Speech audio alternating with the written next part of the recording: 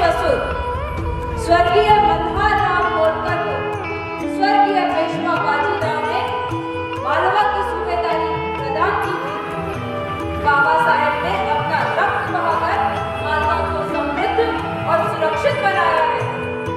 आप पेशवा के काका हैं, हमारे लिए आप पूज्य हैं।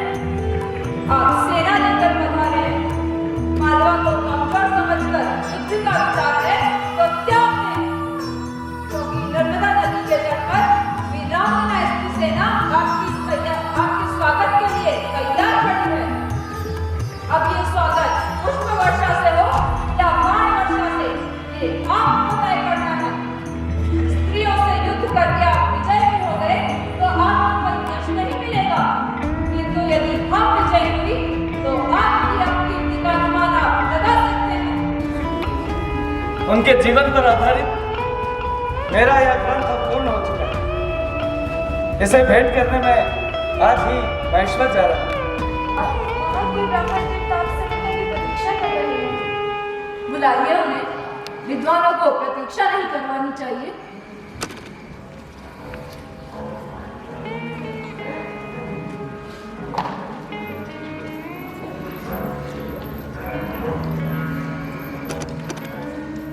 प्रणाम आई साहब। प्रणाम मातोश्री। प्रणाम तो आप हमारा स्वीकार करें ब्राह्मण देव, हमारे लिए भी आप पूज्य हैं।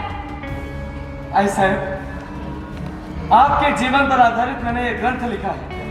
इसमें मैंने आपकी देश रक्षा व धर्म रक्षा के सभी गुणों को बखान किया है।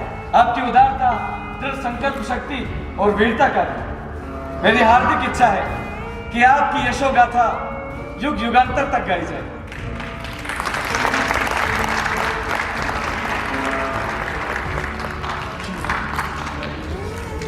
आपको ऐसा क्यों लगता है कि हमने कोई विशेष कार्य किया है? हमने अब तक जो कुछ भी किया है हमारा कर्तव्य ही तो है, और इस सत्ता को पाकर मैं जो कुछ भी कर सकूंगी उसका जवाब मुझे ईश्वर को देना है।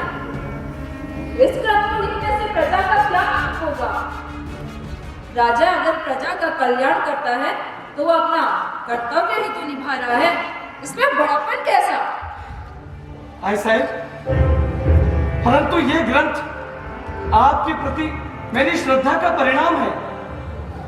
आपकी श्रद्धा मुझ में नहीं, अभी तो उस ईश्वर में होनी चाहिए जिसने मुझे शासन और आपको कविता का सामर्थ्य प्रदान किया है। आपका कवित्व उस ईश्वर की श्रद्धा में होना चाहिए।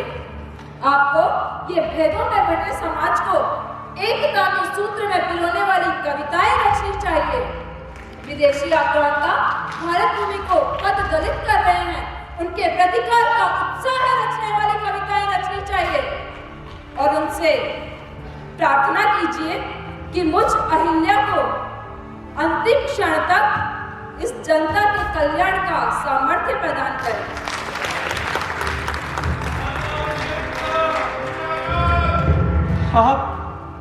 आप धन्य हैं आई साहब, आप धन्य हैं। मेरे जान चक्षु अब खुल गए हैं। अब मुझे क्या आज्ञा है? ब्राह्मण देव, आप इस ग्रंथ को मां नर्मदा में प्रवाहित कर दें और उनसे मेरे लिए प्रार्थना करें कि मैं अंतिम क्षण तक प्रजा के कल्याण के लिए लगी रहूं, उसमें रत रहूं। क्या मेरे शिवार्चन का समय हो गया।